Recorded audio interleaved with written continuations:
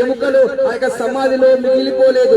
ఆయన మరణించి 3వ రోజు తిరిగి లేచాడు. ఆయన మరణానికి సవాలు విసిరాడు. ఓ మరణమా నీ ముల్లెక్కడా, ఓ మరణమా నీ విజయం ఎక్కడా అని ఆయన మరణానికి సవాలు విసిరి ఆయన మరణాన్ని గెలిచి తిరిగి లేచాడు. యేసు క్రీస్తు వల్లే మనము కూడా ఆ యొక్క మరణాన్ని గెలిచి మనము తిరిగి లెగాలి అనంటే, మన యొక్క పాపములను గెలిచి మనము తిరిగి లెగాలి అనంటే, ఆ యొక్క పరలోకానికి చేరుకోవాలి అనంటే ఈ లోకంలో ఒకే ఒక్క మార్గం ఉన్నది.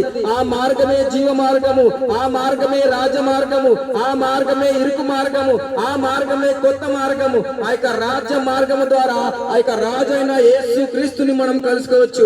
ఆ మార్గం పేరే ప్రభు అయిన యేసు క్రీస్తు.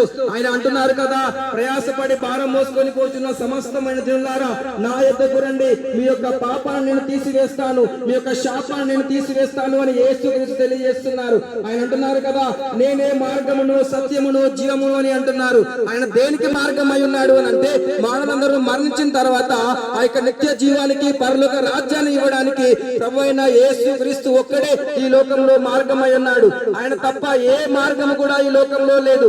మనం మరణించిన తర్వాత యేసు క్రీస్తు అనే మార్గంలో గనక మనం లేకపోతే మన ఆత్మ నశించిపోతుంది, మన యొక్క ఆత్మ అంధకారంలోకి వెళ్ళిపోతుంది, మన యొక్క ఆత్మ చీకటిలోకి నరకంలోనికి వెళ్ళిపోతుంది. ప్రతి మానవుడు కూడా ఒక రోజు మరణిస్తాడు. మరణించిన తర్వాత మరొక జీవితం ఉంటుంది.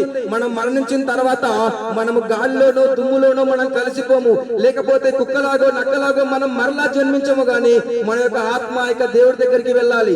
మట్టిగా పుట్టిన ఆ యొక్క శరీరము తిరిగి మట్టిలోకి వెళ్ళిపోతుంది, కానీ ఆ యొక్క ఆత్మ మాత్రం దేవుడి దగ్గరికి వెళ్ళట్లేదు. మన పైన ఉన్న పాపము కారణంగా, వెళ్ళలేని కారణంగా యేసుక్రీస్తు ఈ లోకంలో మానవుడిగా జన్మించి మనందరి కొరకు ఆయన శిలువలో మరణించారు. ఆయన మనందరినీ ఎంతగానో ప్రేమించారు. ఆ యొక్క ప్రేమ కారణంగా ఆయన మరణించారు. ఆయన 3వ రోజు తిరిగి లేచారు. ఆయన విశ్వాసం ఉంచిన వాడు మళ్ళీ బతుకుతాడు. ఆమేన్.